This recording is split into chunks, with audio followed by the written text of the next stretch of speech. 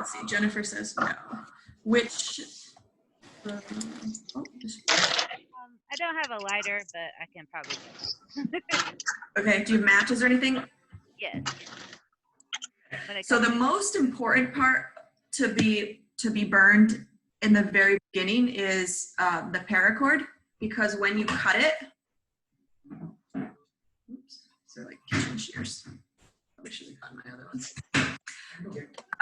When you cut it, it can fray a lot as you're working with it.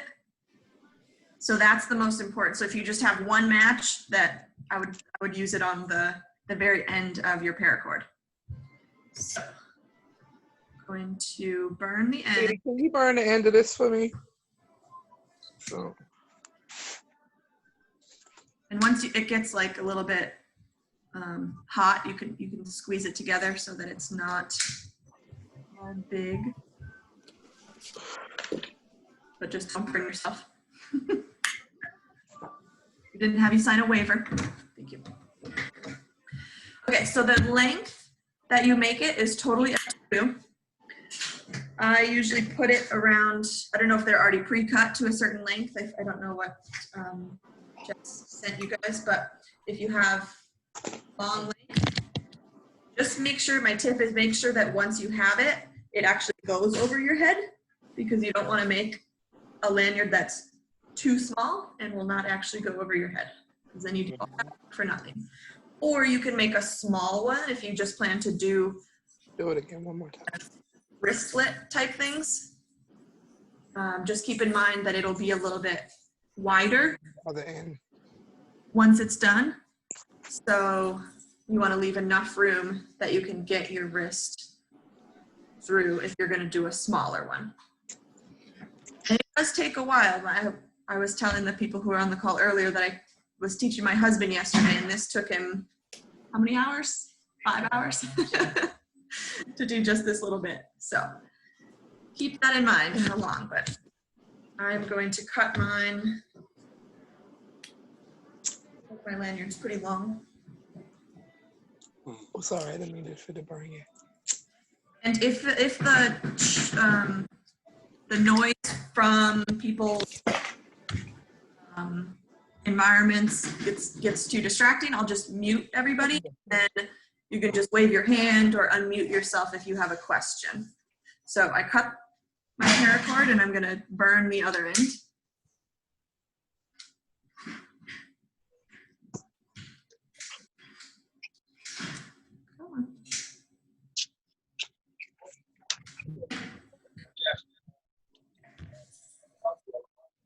So the ultimate, after you finish, I did half of one.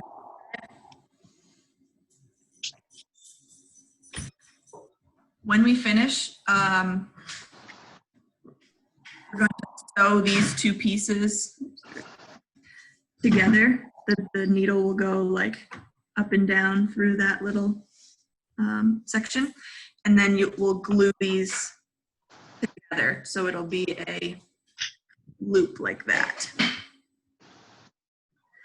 So you keep it loose because the wrapping involves a lot of turning of the paracord, so you need it to be loose and not a circle to get your string around. What else?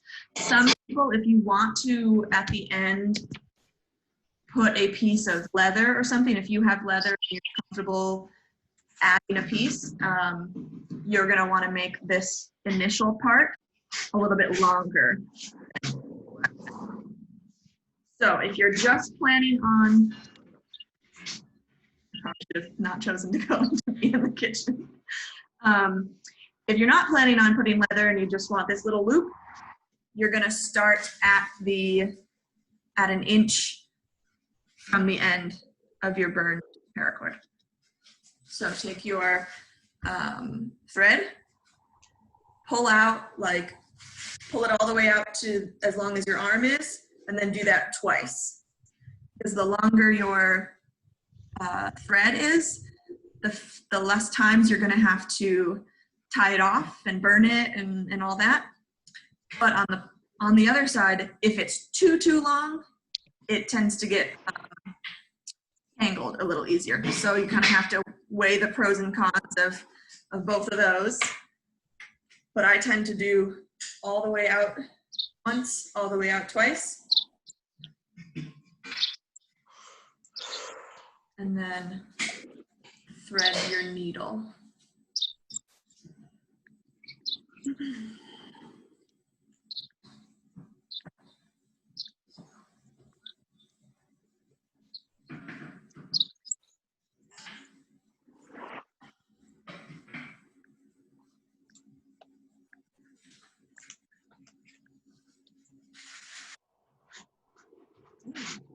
So then once your needle is threaded, you find the two ends of your string, and then the needle will be in the middle at the very end. If you want to make sure that they're not very twisted, you can take the needle one last time at the top and just stroke down and roll out all the twists.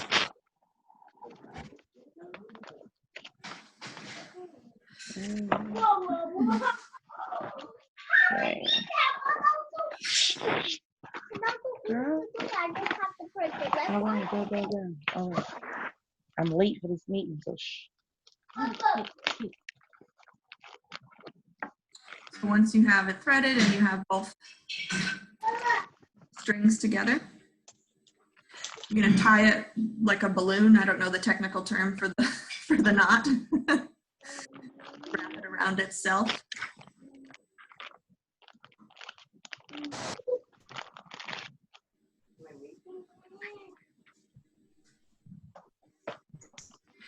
You're going to need to do this 2 or 3 times to make the knot big enough so that it doesn't pull through your paracord.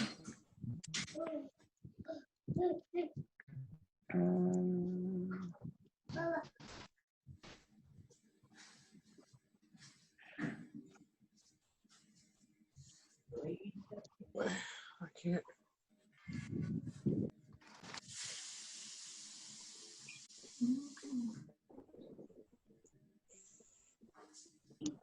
You mute everyone so you don't disappear. Oh, yes, I can mute everyone and Oh, no, I don't hear you. Wait. sorry, I muted myself instead of everyone else. If you go to the top of my box, 3 little dots, and then click pin video, that will make it so that I'm always the biggest box on your screen. Yeah. And if you have the version where everybody is the same size, the tile version, go up to the top of the screen and click speaker view. And speaker view will make it so that there's one speaker in the middle that is bigger than everybody else. So those 2 things combined will make it so that you can see me.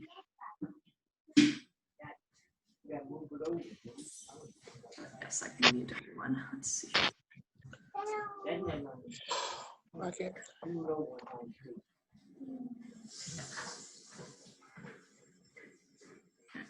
So I muted everyone, but if you have a question, either just wave your hand in front of your camera, and if I don't notice you, it will allow you to unmute yourself. So you can do that. And I'll try to keep an eye on the chat here.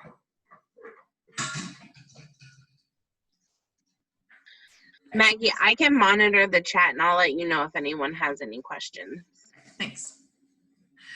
So now I have my knot. It's pretty big. It's not gonna go through my, you having trouble, Amanda?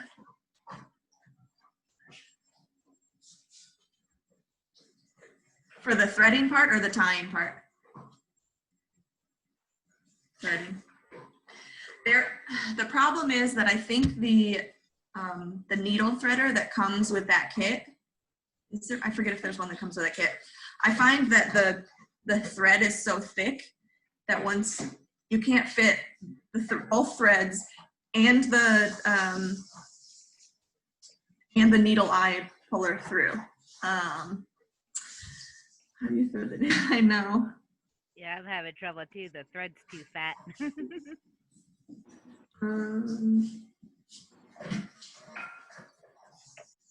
I saw another trick somewhere for threading a needle. It's not the most sanitary, but if you put it in your mouth and wet it, and then make sure you use your scissors and cut it on an angle so it's a little sharper going through the needle than a blunt thread, it helps a lot. Yeah. Good tips. I have a question. Are y'all using the big needle thread or the little one? The one that's on the spool, like. Okay, the big one. Okay. Yeah. I think the other thread is cottony.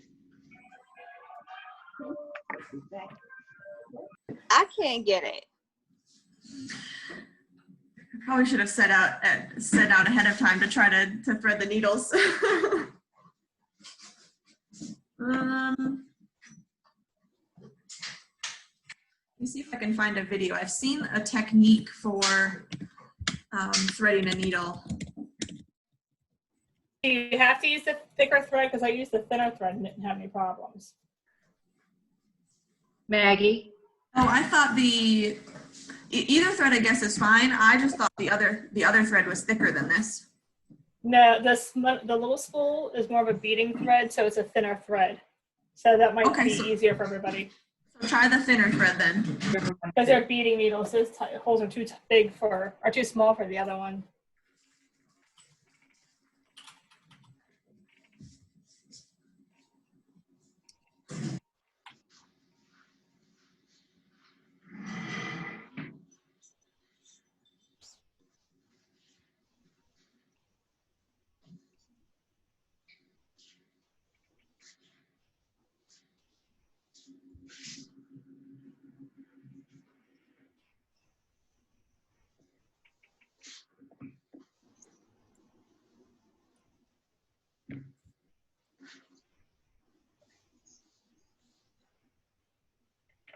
I do apologize for coming in late. I was trying to get the Zoom to work. I seen when you were twisting the thing. Could you just tell me real quick, how many pieces do I use? Just one long one, or do I cut like 2 or 3?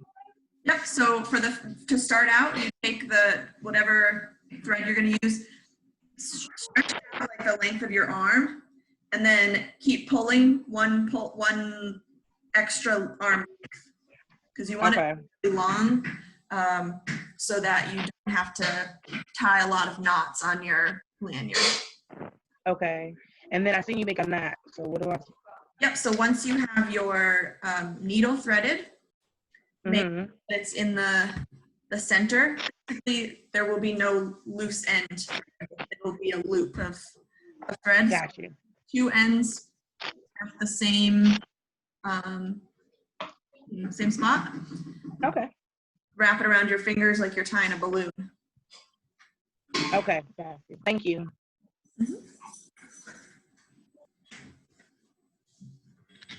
Yeah, the smaller spool thread I was able to get on the needle. Sorry? I was able to get the smaller spool thread on the needle. Oh, okay, good. Good. If that works, do that. I'm not sure the difference between them, but they both should be fine. So when you tie, later on, when you tie your knots, it'll show up in between your threads. Sometimes they're noticeable. Sometimes you can hide them, but that's why the longer the thread, the fewer of those knots you'll have to hide in there. But like I said before, if you get it too long, then you risk getting all tangled up. So it happened to Robbie. Oh, just like that, I got this tangled.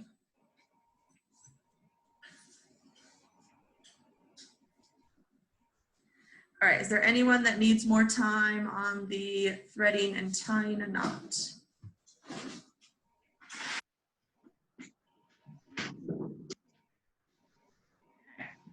We'll get started then. Oh, Kim, you may have missed us cutting the paracord. Yes, I did miss. Okay, so I don't know if the ones that you guys got was pre-cut, but if they're long, and you need to cut it down, I just choose lanyard to be.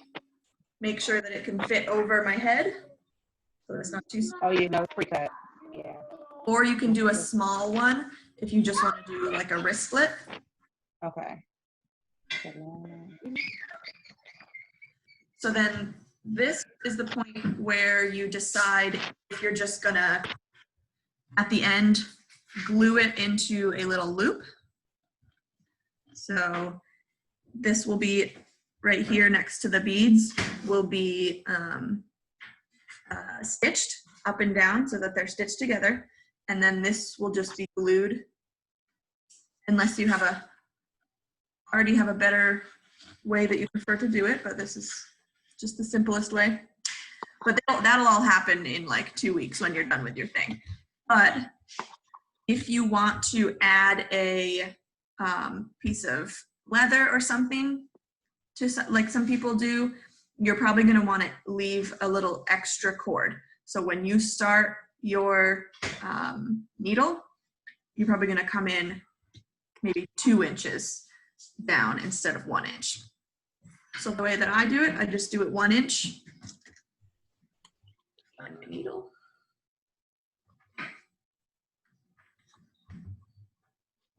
Take the paracord. Just do 1 inch. It's basically like the length of your little thumb, or your I guess the first part of your digit. And then pull tight. So I made my knot really thick so that it won't come through. And if you want, you can cut down your thread and burn it now. Or some people, if you really want to hide it, you can just oops, there we go. You can wrap your string a little bit if you want to prefer to do that. And it's hidden under your thread. Otherwise, you can just snip it. So when the best way for burning that I've found is I snip it, let's see, so that there's still about that much. And then I burn from there, because I don't want to get too close to the knot, because then I'll burn the knot and burn through the whole thing. But let's see.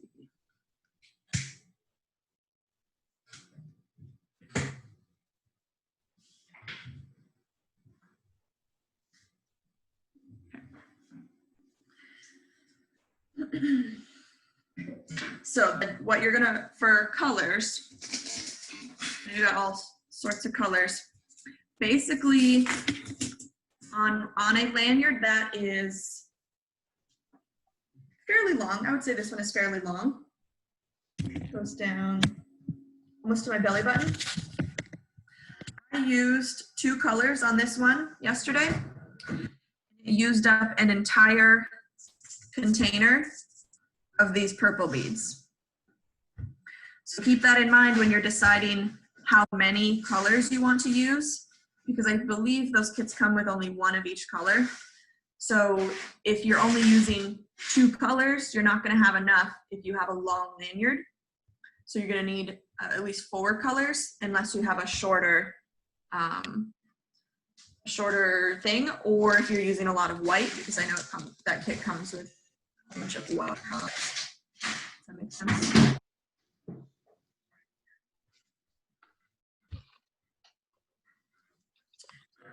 So once you've decided what color, and remember this color will be the bottommost color on your lanyard. Once you have chosen a color, pour it out into your tray. You can just pour a little bit, you can pour the whole thing, whatever you want. What color am I going to use? I'll start with red. So once you choose your first color, put on 30 beads about. You don't have to count exactly, but approximately 30 beads.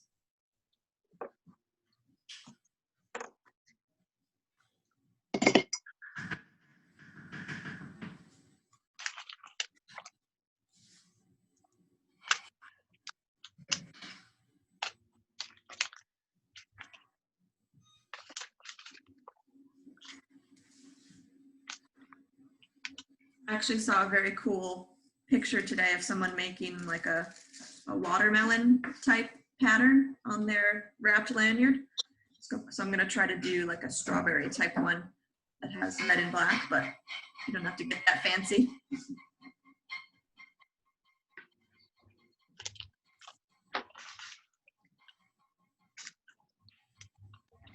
I have one small question, not to interrupt what you're saying. My white ones are like already beaded together. That's how it's supposed to be?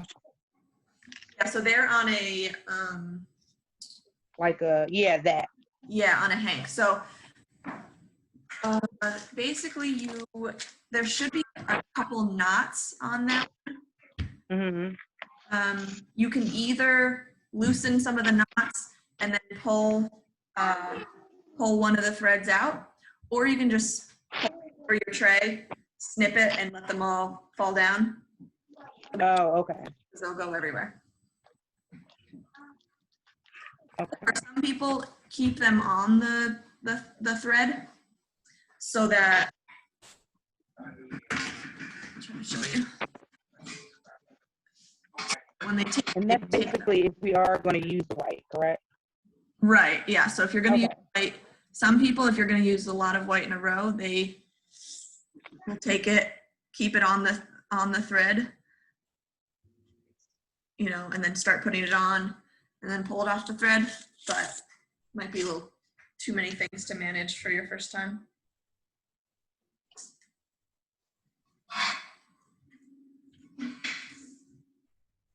So somewhere 30, even up to 40, you can put 30 or 40 beads on your.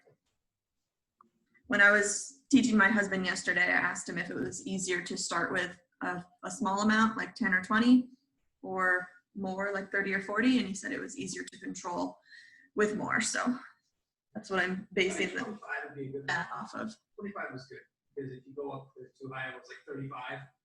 That was when I was starting to get the hang of it, but 25 made it a little easier to start. Okay, so update, he says 25 is better. So 25 to 30, not. Just to start.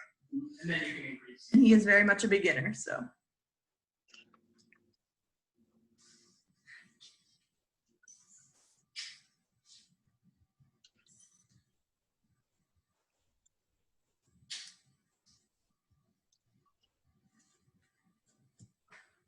And as you're putting them on, since you have the other end is attached to your cord, you don't have to keep them all on your needle at the same time. I tend to pick up a couple at a time, and they're hanging out here. Maybe I'll put my finger on it to hold while I'm picking up more. Let's see if I can show this. So I'll put my needle through one, turn the needle, and then hold it in place.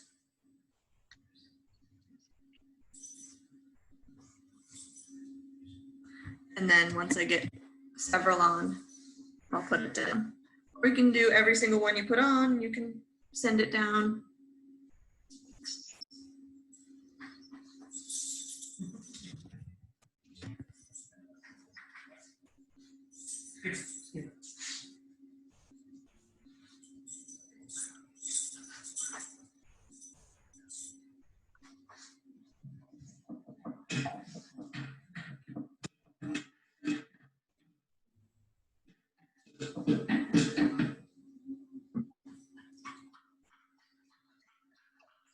So the first time that you wrap it is always going to be the trickiest.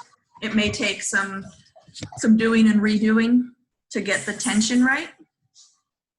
But basically, I don't know if it's backwards to you all, but if I'll try to say dominant hand. Well, basically, if I say right hand and you're left-handed, you just switch it. So I take the bead string in my right hand and the cord in my left hand, and I'm gonna share the picture after this. I'll share the picture after this in case you can't see the details, but I turn the paracord while I hold the beads steady. And sometimes my cord gets caught up, so I have to shake it out. But spin it around like that. So like I said, it's tricky to get the tension exactly right. I'm going to share my screen right now to show some pictures.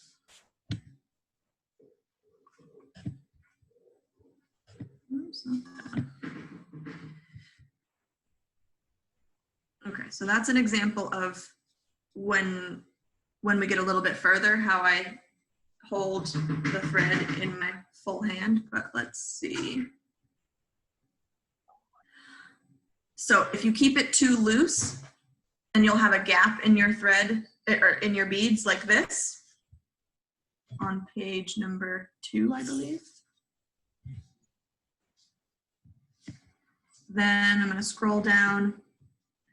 But if you keep it, if you push too hard on your beads, you might have them stick out too much, like this picture. So it's really, I feel like it's a steep learning curve of both pulling it tight against the cord, but also pushing the beads back into each other so that they are tight up against one another.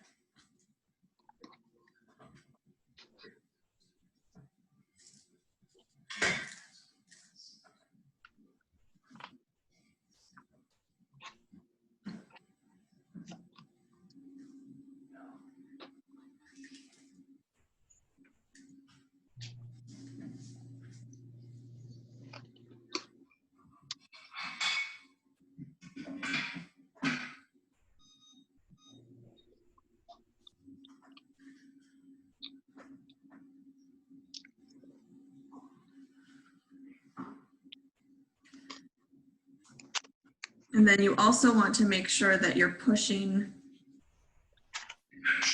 the rows up. Let me stop this share. Pushing the rows up into each other so that they're not all spread out like this. It's a little bit easier once you have some rows on there to control, but When we get to 30, do we add more color or do like 30 more? so it'll depend on what color scheme you want. So Okay. right now you could be doing just one color, you could be doing a whole mix of colors. That one's up to you. I'm going to show you the next step. We're going to wrap the thread around the cord and stick the needle through in a certain way so that we anchor these rows in place before we put more on. So I'm going to show you here, and then I'm going to show a picture of what the ending position looks like.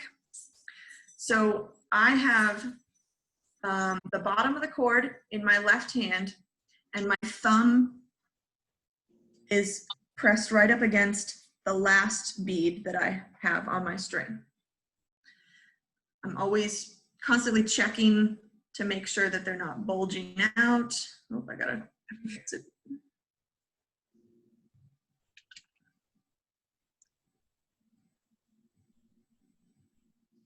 Okay. So I've got my thumbnail basically on the very last bead, pushing it back into the other beads so that the beads don't come loose. So I have the string, the thread in my right hand, and I'm gonna circle it back around the back of the cord under under all my rows. So make sure it doesn't get caught inside your rows. It's gonna come under the rows. And then I'll show you the picture for this, but it's gonna, picture's probably better.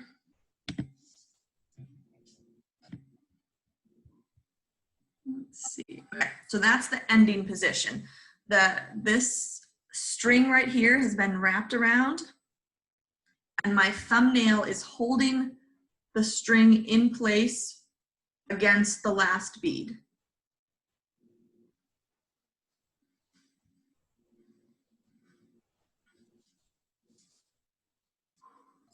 Okay, I have a quick question. Are we, if we're switching colors, are we mounting these beads, or we're just mounting them regardless because we have like, Mounting them rows? regardless because we want to, Okay. yeah. The tacking down doesn't really have to correspond to colors at all. It's just how many beads you're comfortable putting on and wrapping before you tack down. Sometimes I put like 60 or 80 beads on before I start tacking. It just depends. So the goal of tacking these beads down, this needle is going to come in. I'm going to show this picture. Okay, so this where my cursor is where the needle's going to come in. It's basically, if you're looking at your cord in front of you, it's going to come in basically on the right side under that row of beads, and it's going to come up between the last 2 or 3 beads. So that's this picture. It's basically just, I took a picture of one side and then I turned it and I took a picture of the other. So it's going to come up between the last 2 or 3 beads, because then you're going to pull through, and I'll show you the ending picture so you get the concept. Once you pull it through, it's going to come back towards you through those last 2 beads. So again, I'll go back to the beginning, put it in through the right side, or if you're doing this opposite as a left-handed person, you do it through the left side. Make it come through your beads. That's not a very good picture. The pictures are better. Before the last 2. So then do one last kind of pull it tight and make sure that your beads are pushed tight against each other. So Maggie, just to clarify, so they're going through, they're putting the needle through the paracord first, right? Yep. And coming up right in between those last 2 rows. And then when you're coming back through, you're coming through the 3 beads. Yep, 1 Okay. or 3 beads. Okay, I just wanted to make sure, because in the picture, like it comes, like it's through the paracord, but it could be through a bead. So I Yeah, just so want the bottom of this needle is right under the thread. It's Mhm. through the thread of this row. It's just underneath it. So it's Gotcha. between the thread that was wrapped, that's right here, and the thread that's on this row of beads. So it's coming through basically the back side of your paracord, and then it's coming up. In this picture, it's coming up to the left. And then the second picture is if I turned that same image, and this is where it's coming up.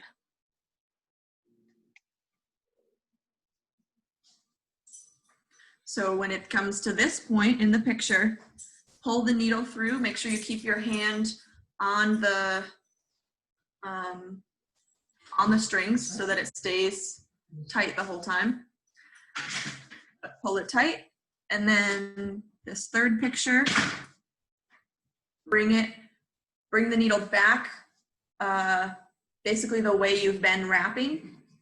So if you're right-handed, to the right, and then through those beads.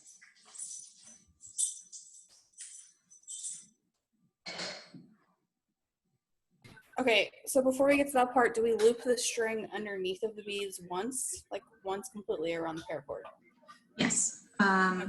So if you are just at the point where you have put the beads on and wrapped them around the cord, then the thread goes around the back of the cord once, really tight, and you hold it in place with your thumbnail while you're doing the anchoring. So the anchoring is the part where it goes through the paracord, then through the beads. Okay.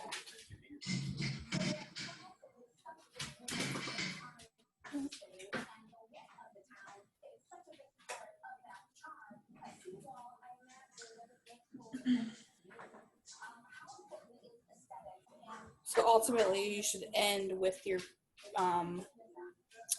needle back on the right side of the paracord. Yep, basically the needle ends as if in the same spot as before you did the wrap, because we are putting more beads on afterwards and they're just going to fall in line in the same. Skipper, hey, Skipper, off. Got it.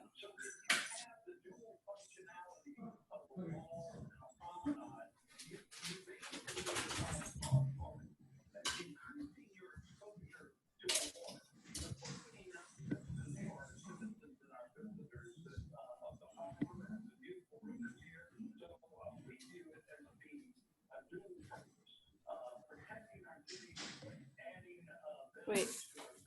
Sorry, I was talking, but I'm muted. Maggie, Todd asked, what is the purpose of the anchoring? In case it breaks or to keep the beads in place? Yeah, I would say both. Because if you do the whole, it's also just easier to control, because if you're trying to wrap the entire string on one go, it's just going to be harder to control the beads.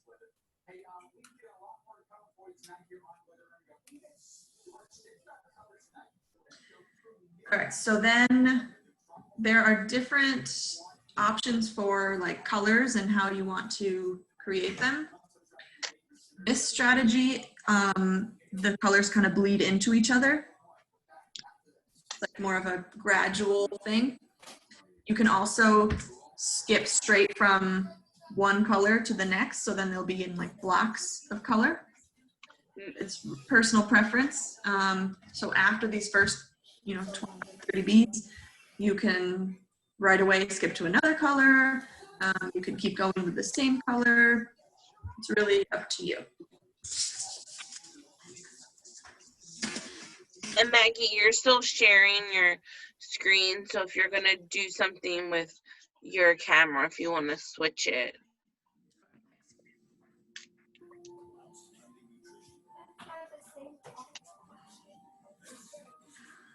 This picture is just showing another, once I have, one or two sections of bead on here, I find it easier to kind of grab the string like I'm showing in the picture. I'll show you on my screen too. Grab the string with both and just kind of feed it around. And then another technique I found when this section gets heavier, like with this one that I worked on yesterday, I will have the beads towards the bottom and turn like this. So fiddle around with it, whatever you find is easiest.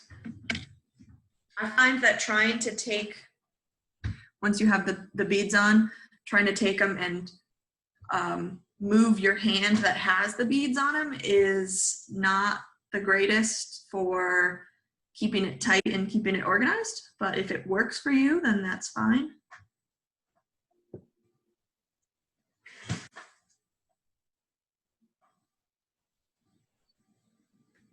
So basically at this point, oh, that was his question. It's the same process from here on out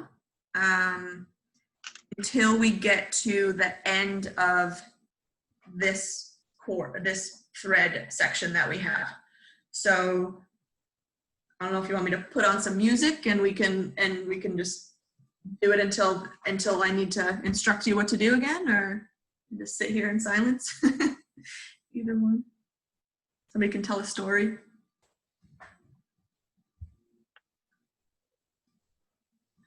I just want to say something on behalf of Lifelines, that thank you all for signing up to take this course.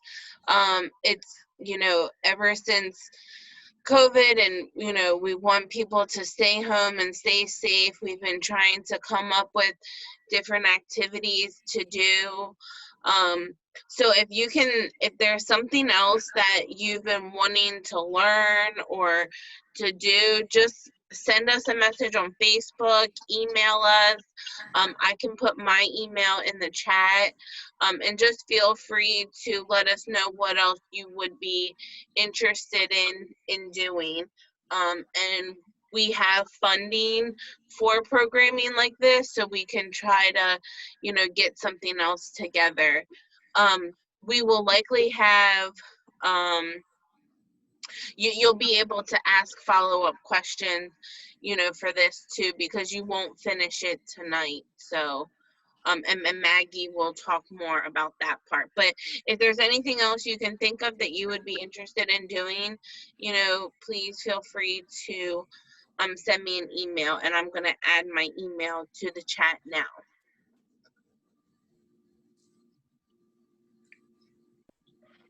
And we thank y'all for even letting us do this or even being available to do this. I do appreciate it.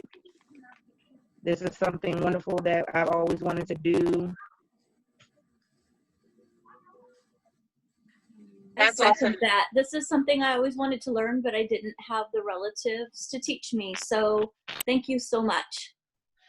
Oh, that's really awesome to hear. So we're really excited. I mean, this class we had to cut it off at a certain point, because a lot of people were interested in it. So we're happy that you all are here and enjoying it. And again, if there's anything else you can think of that you would like to learn, we try to find people within our own community to help out. Maggie has interned and volunteered and has done a bunch of stuff with NAL Boston.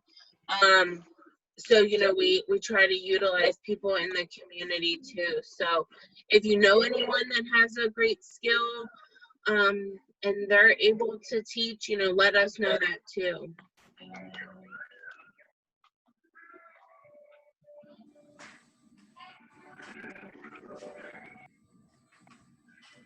And it's nice to talk to people who aren't in your house that you've seen all day for those who have been home the whole time. Definitely.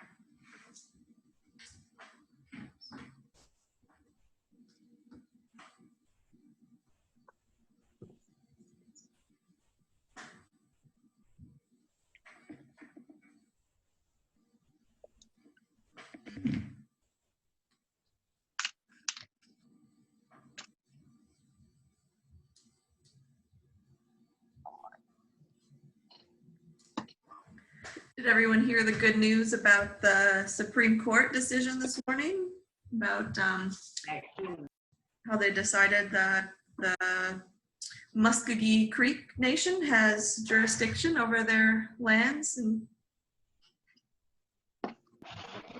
No, I didn't. Was that about the pipeline thing? no, but that was also really good news. I think there was like That was yesterday, yeah. there was like 3 pipelines that have now had to cease. I don't know if permanently or at least for an environmental impact study, but there was like the Dakota Access Pipeline, the Keystone Pipeline, and then another pipeline in North Carolina. Yeah, which is the Atlantic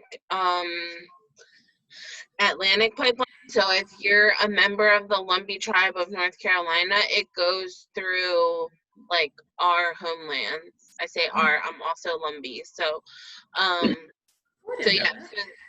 so that's like that was a big win for all of us, but Yes, congrats to y'all. That's good. I'm glad they did stop it.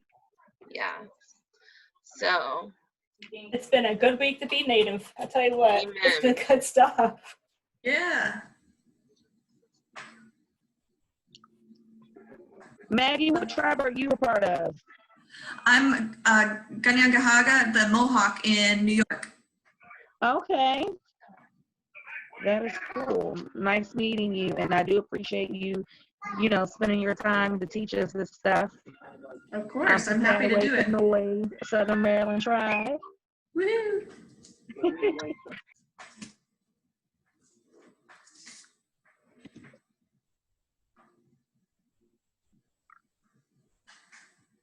I'm happy to share. I know this isn't the most, quote unquote traditional method, but it's pretty cool to be able to display something and, put your keys on something that, well, you made first of all, and also shows people, that you're Native. Right, and we're at the comfort of our own home. You can take your time and just kind of be at your own pace. Not saying in person is different, but it is a little bit better this way, because then you're relaxed. You will be in your night clothes, whatever, and get done what you need to get done. But I'm glad that you taught us this, because I've always wanted to learn it. And like the other lady said, we never had no one teach us. So yeah, I actually didn't learn it from family members either. I did not grow up on my reservation, and my dad kind of distanced himself from the culture, for the typical reasons. Right, understandable. So I kind of looked at other Native YouTuber type things and learned. But that was smart. At least you utilize YouTube. They're doing everything on there now. Mm-hmm.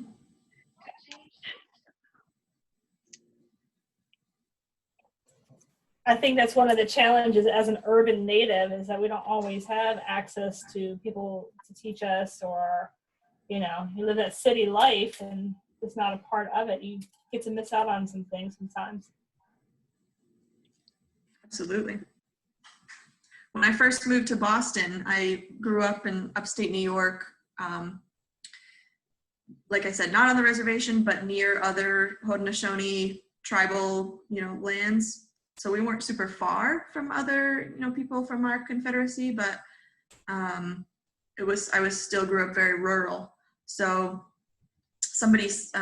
one of the community members in Boston said something that's really stuck with me. She said that, if you live on a reservation, there are, it has its own challenges, be it, a food desert, or lack of running water, or other resources. And that's a challenge in itself. But also, if you are in an urban area, the challenge, but if you're on the reservation, you still have people around you that look like you and sound like you and have your shared history. And so there's camaraderie in that. But then you get to an urban area and it's just like erasure. You're not really sure who else is out there that is also Native, and they're probably not from your tribe, and nobody looks at you and says, hey, you're probably Native, aren't you? So I had never really thought about that before, and it really struck me. That's very true with the military. I grew up around the military, so people would assume I was everything except part Native. I was everything from Egyptian, Lebanese, You know, you name it, they picked it, but they could never figure out what I really was. So makes me happy to hear that others have had my struggles. We have. Actually, the first time that somewhere not on, you know, near my tribes that somebody recognized, I was visiting the Navajo Nation with a grad school trip, and one of the women looked at me and she says, "You're Native, aren't you?" I almost cried. I was so happy.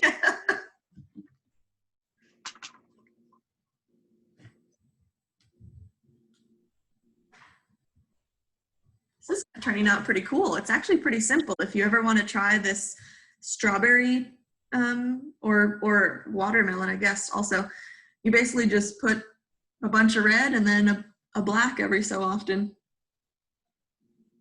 Pretty cool.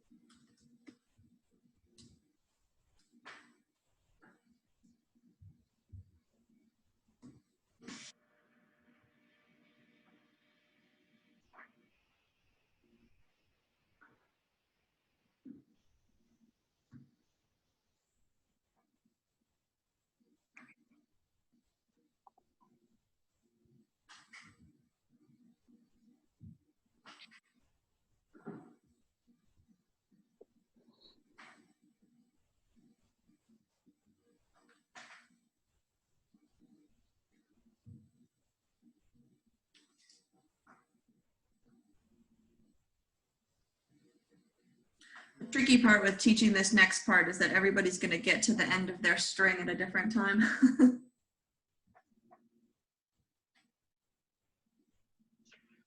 But we will, that's why are recording it, so you'll be able to, I'll send you an email with the recording, and then you'll be able to like go back and look at it. And I may have to make it a YouTube just because of the length of it. I may not be able to send it through email, but I won't make it a public one. If anyone, you'll just have to click on it from the link I send you.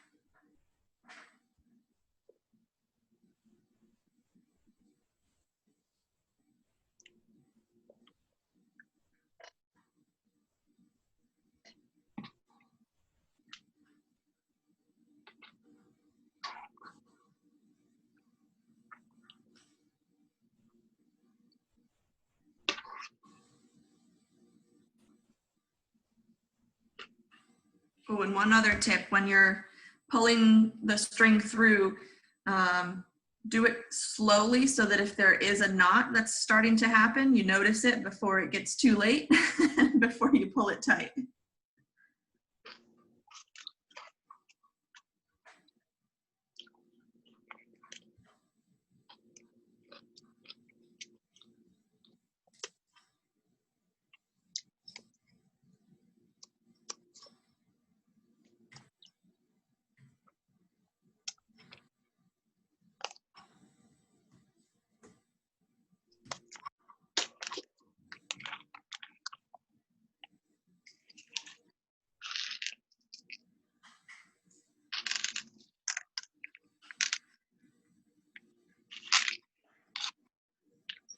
8 o'clock already.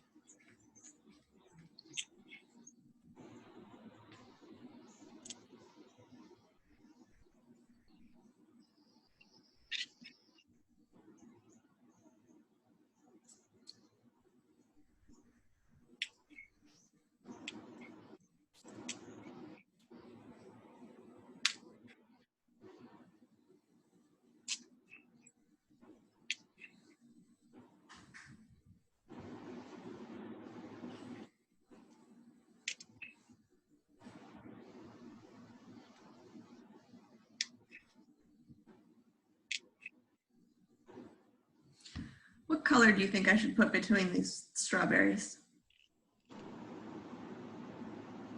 Blue.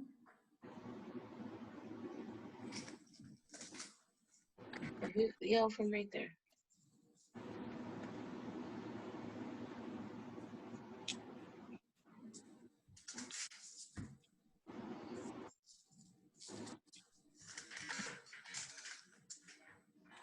Purple maybe.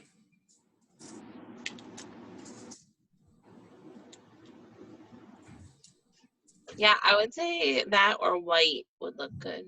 Hmm.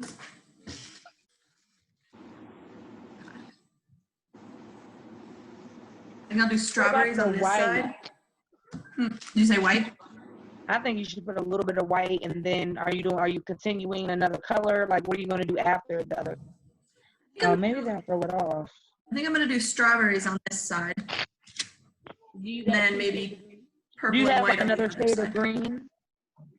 I don't know. I think I just have a light green. I have a lime green. Is that the green you already have on there? No, that's Oh yeah, then I would do the lighter green, and then do the strawberry again. So it'll be like a contrast type thing, like a stem, like how you have a dark and a light to it. I wish I had dark.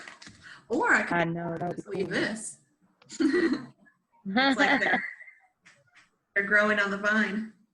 Yeah, that would be different.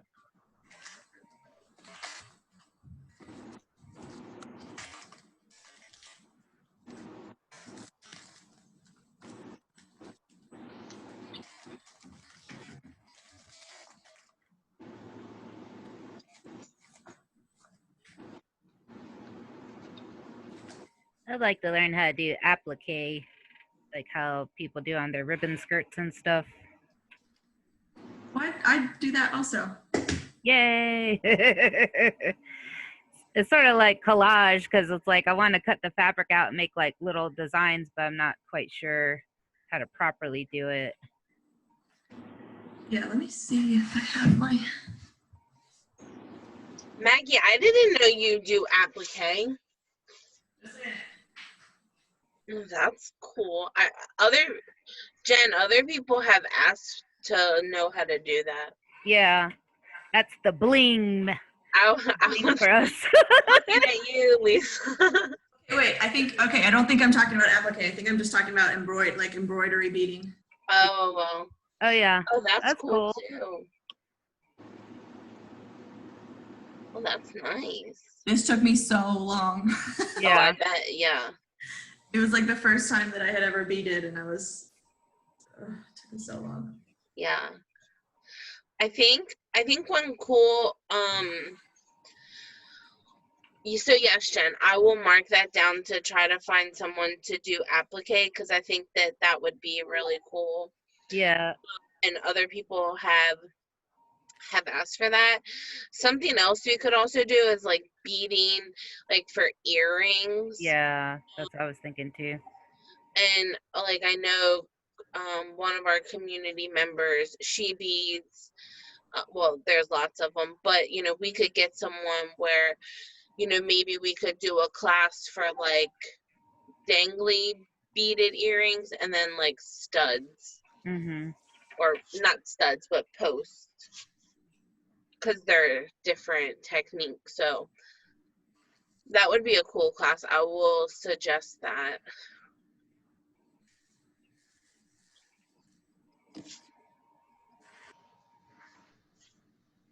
And Maggie, I just sent you a message. Okay. Can I just ask what size beads these are?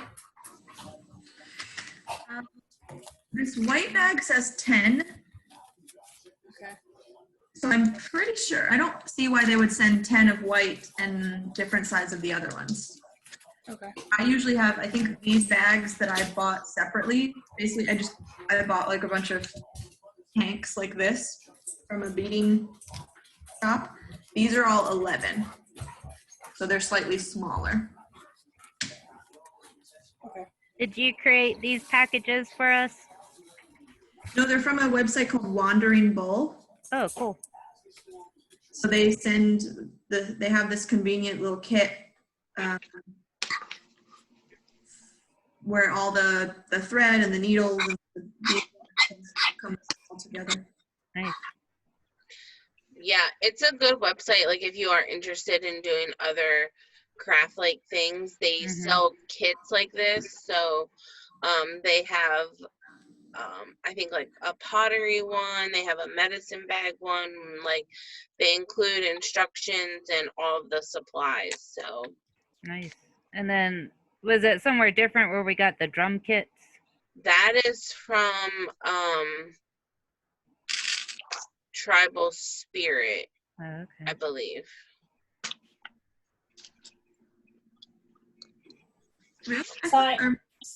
Sign up on the website for Wandering Bull. They have sales all the time too. Yeah. Good ones. Mhm. Yeah, so you can buy replacement beads, and this string will last you forever. And they're pretty, I mean, personally, I think they're pretty reasonable. Mm-hmm.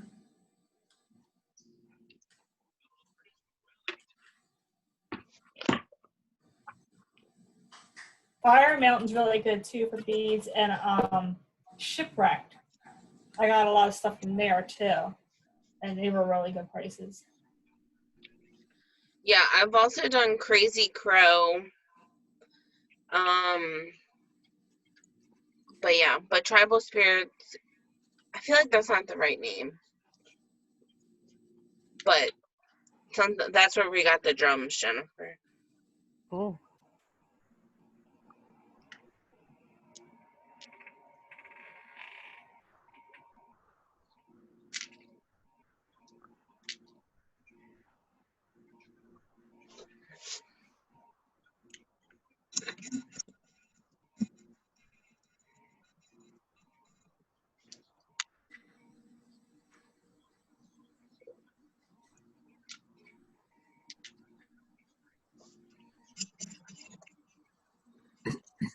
So I have a question. Can you guys hear me? Mm-hmm. Oh, so often when you go to a powwow, you go somewhere, lanyards cost at least $65. That's like the lowest that I can remember seeing them, and then they can go up to $100. So about how much does it cost for the beads to do a lanyard? The beads I would say are not that much. Let's see. So we said it probably takes about 4 of these. You're not really paying, I mean, you're paying for the supplies. So like, let's say the reason why it costs so much because it takes so long to do. And so you're really paying for people's time and like their level of expertise. So, the materials may only cost you, let's say $15 or $20, but like Maggie was saying, it took her husband 5 hours or 6 hours to do, one hunk of like the lanyard. So when you think about like how much time and like time per hour, like a lot of us make hourly wages. Yeah, I think the supplies are probably like $5 or $10. This, I'm pretty quick at it, and this took me probably 4 hours. Oh, I see. There's a store down, I don't know if you're in Maryland, but in Rockville called Accent Beads, and they have like a big tube like that, and you can do a lot with it. It's $4. Mm. So, and they have like a whole wall of colors. Like they're really nice. So, I wouldn't think it's expensive for the supplies. Yeah, especially if you already have some supplies, if you're starting out fresh and you have to buy all the new thread and needles and things like that. But once you have like a little bit of supplies going, and you're just getting like whatever you want for that project, whatever color beads, it's not as expensive. Yeah, that makes sense. It's like cooking. Yes. You have to get all the supplies, and then it's just cheaper to go to the restaurant. Yeah. Yep. Yeah. Especially when you gotta buy a big thing of olive oil. It's like, dang, how much is this olive oil? Right? I always forget how expensive it is. Sewing is the same way. It always seems to be cheaper to buy it than it is to make it, but it's not the fun way.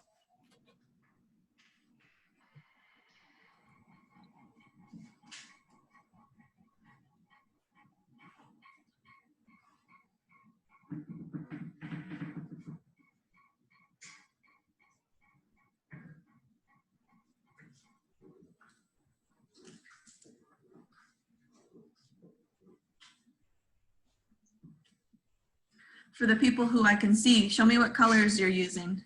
I'm curious. See some white right there. Ooh, little fire colors. Mine. Ooh. Ooh, you guys are quick. Ooh. Ooh, that's pretty. Love it. So cool. The kit comes with so many colors. You can really you know, do a lot of different combinations. Jen, let me see yours again. I missed. I don't know if you can see it very It's well. like a soft blue. Ooh, it's like a Oh, sky. yeah. I'm mixing blue and white and then yellow and white here. That looks That's really pretty. cool. It looks like I a think sun. I'm I think I'm gonna try this on my own. Admittedly, I'm probably gonna do the keychain. Yeah. I was like, so much for this lanyard thing. Already determined. Just watching. I'm like, I mean, you could get halfway and cut, you know, yeah, that's a, in half. Like, you know what? It's going to be 2 keychains. Yeah. Right. Change. Once you get a good hang of it, man, put on a series and you can binge watch and Yeah. bead. Oh yeah. yeah. It's not as complicated as I thought because you always see the lanyards and beaded Yeah. stuff and Yeah, I thought they were a lot harder than. yeah. I thought it was gonna be like beaded into, like each one was gonna be beaded into the rope. Yeah. That's what I thought. Like not like a twisting. Yeah, I thought like you'd have to kind of weave in between like the other beads, kind of like Yeah. I guess like the peyote stitch or whatever it is. Yeah. That's one thing I want to learn how to do. Peyote Yeah, these stitch. stitches take so long. Oh yeah. And I would like to learn the like quill work Mhm. Me too. too. That's really- pretty. That's Yeah. expensive too. It is, yeah, but I You love the learn look that. of it. I get Mhm. so mesmerized by it. Actually, Jess McPherson, she's our fiscal manager at Lifelines, but she does some of that. Yeah. Like thread wrapping. Mhm. But it's really cool. I guess the next step is learning different patterns. Like on one section of my thing, I was doing 5, 5, 5, 5, and then when you wrap it, it kind of lines up the different colors. Loom work would be good too. That would be fun for people who What- don't know how to do it. What Loom was work. it? How to make to do a loom. Oh, Loom loom, work? yeah. Maggie, don't you know how to do a loom? Yeah, I taught a class at Lifelines in Boston for loom. Yeah, It's fairly easy too once you get the hang. It is, yeah. yeah. I did it when I was a kid, and so now I have to make another one. Yeah, I feel like that's something like we could do one here too. Guess we probably could have ordered the ones that have the loom with the kit. Yeah. Hopefully we can just order. But I bet, so my brother is very handy, and he does a lot of stuff with wood. I bet he could make those looms, because the ones that you get from Wandering Bull in the kit is basically just like 2 dowels, and the end pieces have a bunch of little slits in them for the thread. Mhm. Make them for cheap. I grew up with a piece of wood and 2 pieces stuck on the end with the spring and a nail on the end. Probably cost probably $3 to make or something. It's just it just means, you know, making. Yeah, I need some plug. I'll be Is right anyone back. getting close to the end of their string? Yeah. Oh no. Okay, so I probably should warn you before you get too far into it that you're going to want to stop before you get to like about 2.5 needle lengths. So Okay. you may want to empty that, Amanda. I don't know if that's the end of your string, your thread, but you're going to need enough to like fold over on itself to tie the knot off. So, oh no, I know. distracted and made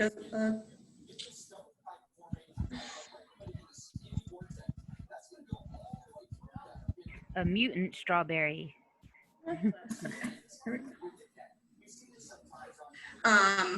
So before you get to the end, you can take your needle and like fold it back on itself to make sure, okay, I've got at least 1 needle length left of thread, and then fold it again, or kind of eyeball it and be like, okay, that's 2, a little bit more than 2, like that's where I need to stop. So if you're already there, I will go quickly and try to catch up. But the step for tying it off is basically all you need to know for now. And then over the next few weeks, you can work on finishing them. And if you want, we can have. It needs to be 2 needle lengths. Yeah. You have. Is yours too short? Yeah, it's fine. I didn't mount these onto the paracord, so I'm fine. Just a few, wasted minutes of your. I feel like the top ring where we started should be mounted down. Like I probably need to go back and sew it because it's a little bit loose. The first, like where we. Oh, your first try. Yeah, like the first little loop there. But everything else after that is all tight. Good. So I will wait till a couple more people get close to their end, and I'll show you how to tie it off.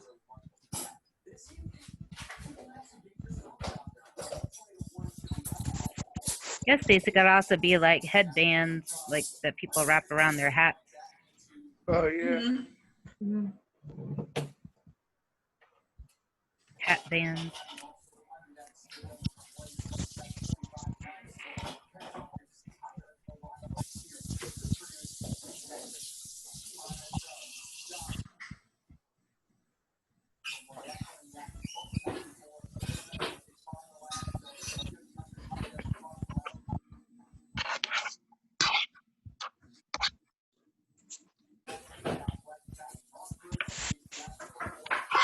That's this other thing, like beeswax that came in the kit. Yeah, it's beeswax. I haven't found the need to use the beeswax for this project.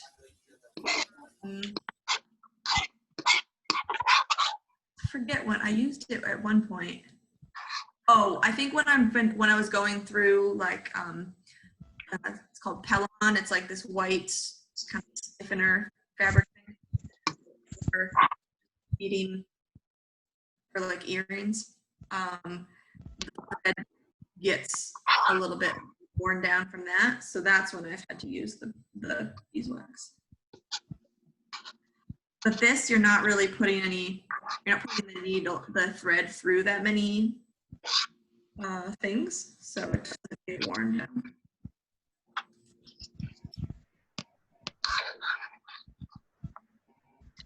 All right, so I'm not quite at the end of mine, but for the sake of helping people to continue. So I'm going to pretend that I'm near the end of my thread.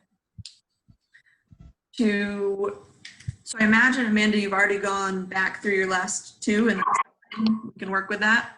But if you have not gotten to the point where you went through the cord and came back through your beads, if you're at this point where you're still wrapping, so you take your loop like you were going to wrap, then I do it this way so that I keep this knot away from where a knot is going to be, basically. So I put it through a similar spot to usual, but instead of coming up on my last row, I come up maybe between the second, the second to last, third to last, one of these, so that I can put my knot there. I think I have a picture of it. So, because I just ended up going back to the last. So for you, you've gone back through. I would tie your knot just. Can you still see my screen? Oops, here we go. So my thumb is on my last bead. I would tie your knot back where You know what you do? Go back through the last 2 or 3. Like you're unstitching those 2.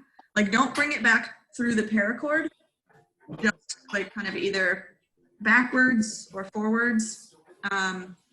Bring it back through. And then I'll show you. Okay, let's see the picture. This picture is just an example. If you access this document, this picture is just an example of how it's just kind of random, this strategy where you are bleeding into each other. 1 of one color, 3 of another, 2 of the next, etc. Okay. So this is what I'm talking about. I didn't come up where my last 2 are. But if you did, then that's fine. Also, you will just put your knot where your needle came through. Through the paracord? Yep, so basically this is the step right before where you usually anchor. Or you usually like come back through your last 2. But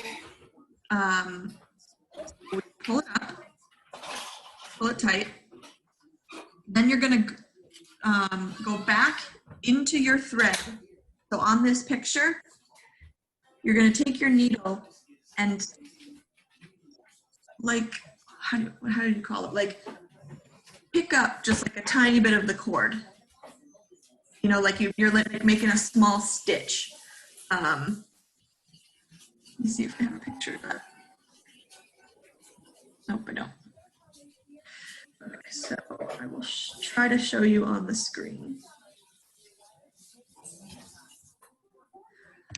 Stop share. Okay, so right now, my thread is coming up right there. Oh, okay, okay. So it's gonna go back through the paracord again, but just. But for Amanda, for you, since you probably don't have that much thread left to like go through again, No, I think just that should be good. just do your knot where you came up. So yours is going to be At the right end. next. Yeah, it's at the end. That's fine. So I have my thread coming through at that spot. Then I'm gonna take a little bite out of the cord. I'll show you.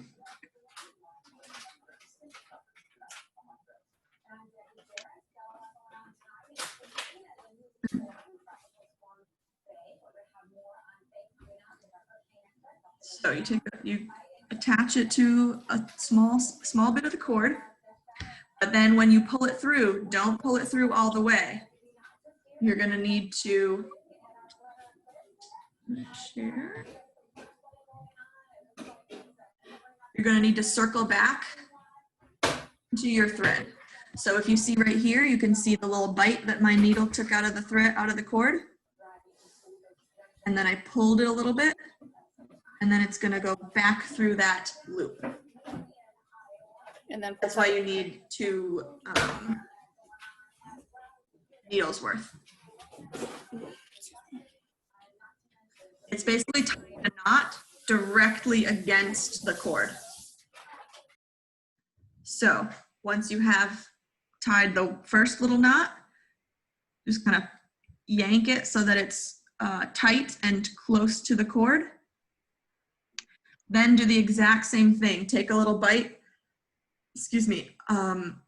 out of the cord, and if possible, try to get that first knot also involved. So I'll try to show you.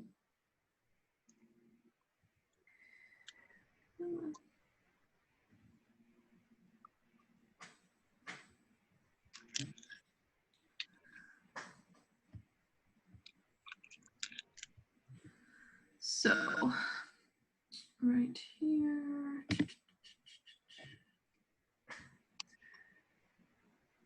So I took a little bite out of it and tried to come up right through that little knot. Basically, you're tying a double knot just with your needle. So you pull it through, but don't pull it all the way. and you catch the loop.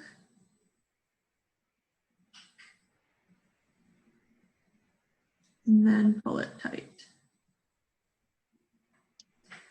So then I just kind of wiggle it around.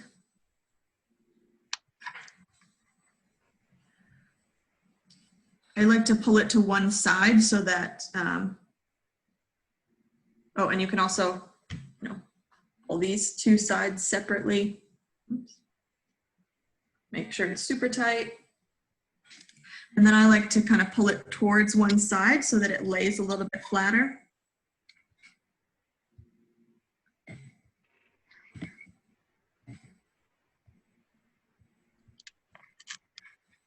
Then you cut it fairly short, but not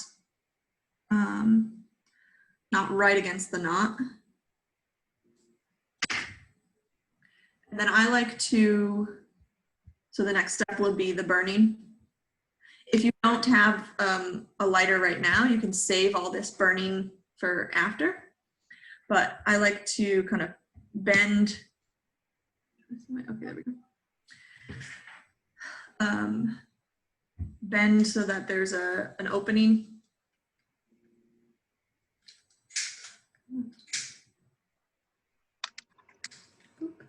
And then just push these back up next to each other.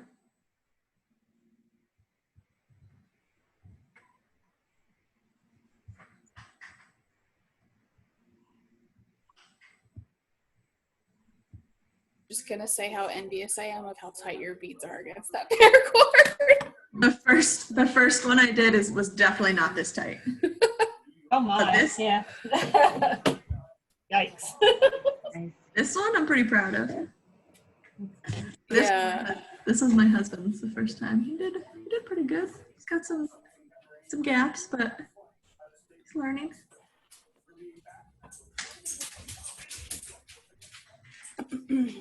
Yeah, it already bothers me that you can still kind of see the black of the paracord behind the beads. Yeah, so they sell paracord in all different colors. Like I have a multicolor yellow, green, blue. This is like a camo. So if you keep doing this and you want to match your paracord to whatever kind of color scheme you're going to have, you can also do that. So then now that we're going to start a whole new set of string, we just pick it up. It's the same process as before. Yeah, so I will to like hide a knot too. So do the same way you started before. You cut your thread your needle, tie it off. I would, if you have a lighter, I would recommend burning the end before you put it in, just because it's easier and you can get it closer than you would if it's already against your beads. So in order to keep this knot, you're gonna hide it somewhere. Okay, so let's see. This is where I'm going to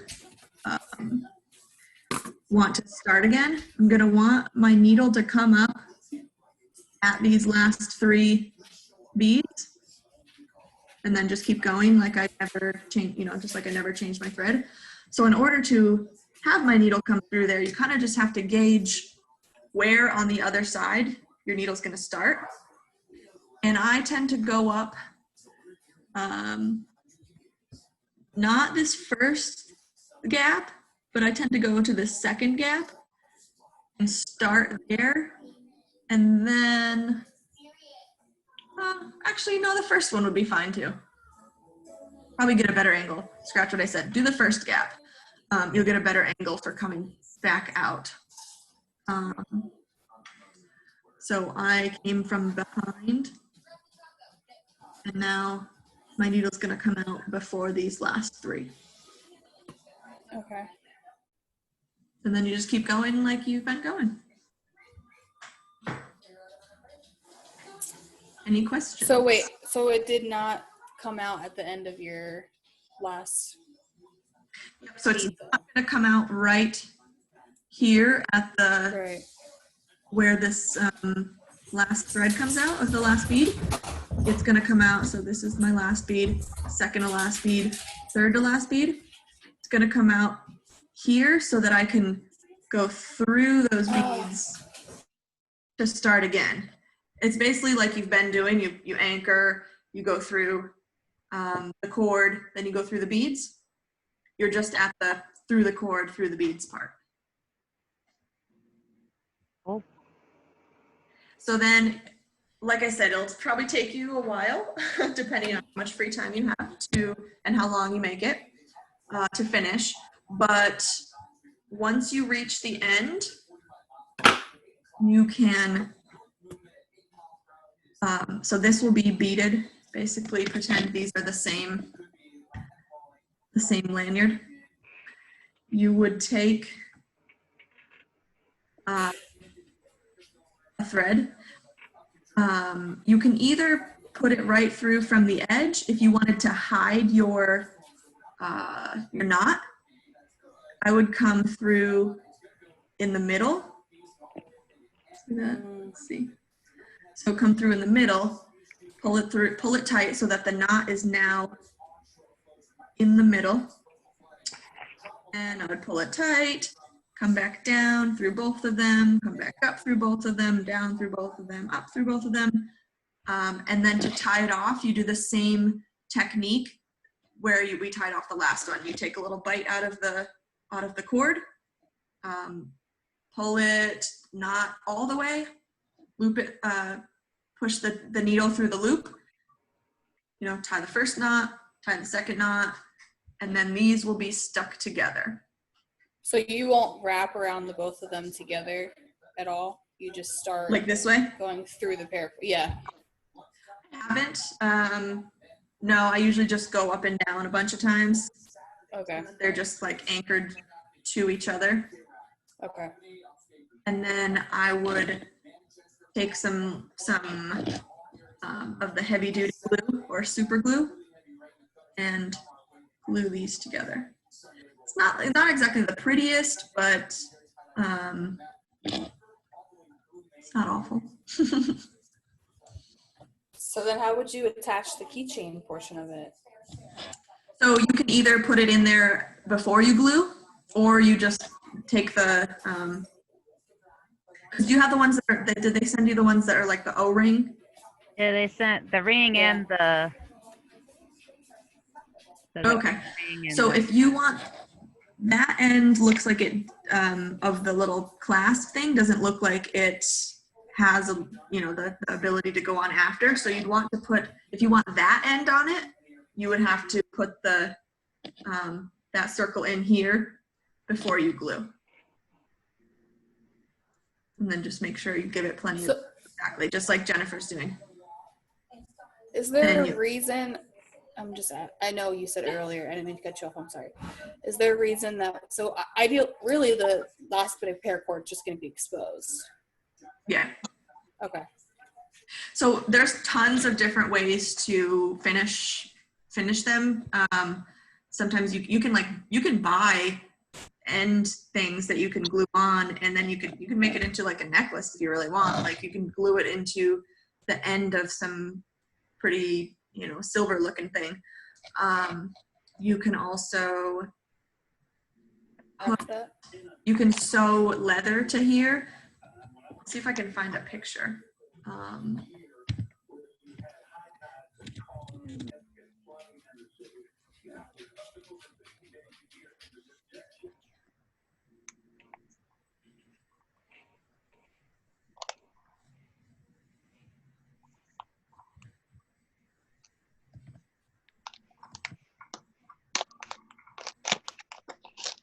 Is paracord the same thing as a shoelace? Like if you just bought some shoelaces? The problem with that is that they're not like round.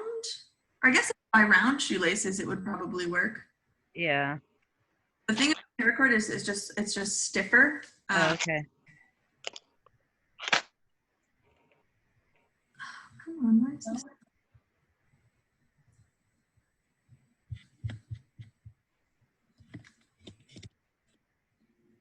I see them all the time, but I guess Google doesn't. Google does not see them. Okay, here we go. Here's an example.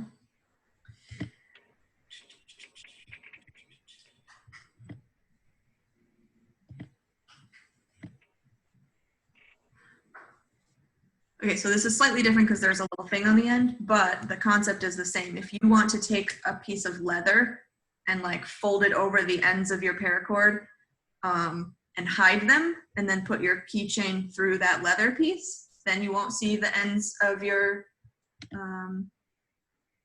paracord. Oh, nice. So that's an option.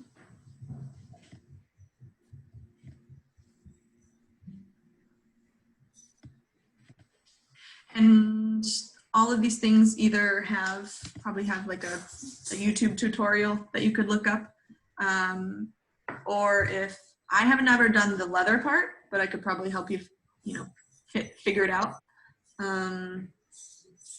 But yeah, so basically now you know all that you need to know to your whole lanyard. The secret is Yeah, this revealed. definitely is not going to be finished tonight.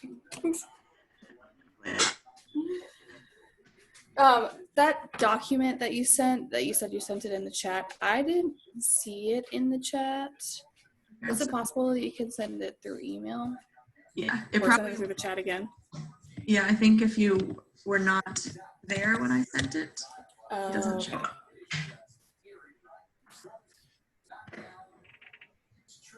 So that's just all the pictures for reference.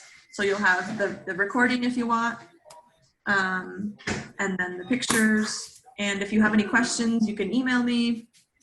I'm not really busy these days, so laughing. No, I mean, I've worked 2 weeks in the last, 3.5 months. Well, now you can bead these lanyards and sell them and, get some income. Oh, I'm going to be beating it up over here. Alrighty. Does anybody have any questions before we call it a night? Thank you. That was a lot of fun. Thank you so much. This was great. I really enjoyed this very much. Yeah. Thank you, Jessica, for organizing. Thank you. Yeah, of Now I course. can cross this off my bucket list. Oh, awesome. Thank And you, Native American Lifelines. Of course, we're Right. so happy you all joined us, and I jotted down some of the other things that folks were interested in. So if anyone, I put my email in the chat. If you don't get it, just Facebook message Lifelines and I'll see it. But if you have anything else that you're interested in doing, let us know. And yeah, we'll hopefully be able to have more classes like this. Yay. Before we go, everybody hold up what you made. I want to take a little screenshot of it. Oh yeah. Okay. Okay, hold it up so we can see what progress we made. Okay, wait, we're waiting for. Pretty. We just all need to get on Maggie's level. Okay. All right, ready? You guys are good. We're starting out good. Good. Yeah, these Oh, look nice. so good. Yeah. I'm impressed. Like Everybody got a lot further too. So hold on, Yeah. I didn't see the last person hold it up. One more. No.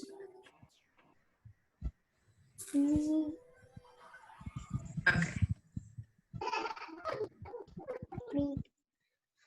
Beautiful. All right. Thank you everyone for coming. Thank Thank you you. so much. Yay! This Bye. was great. Thank y'all. Okay. Bye. Thank you. bye everyone.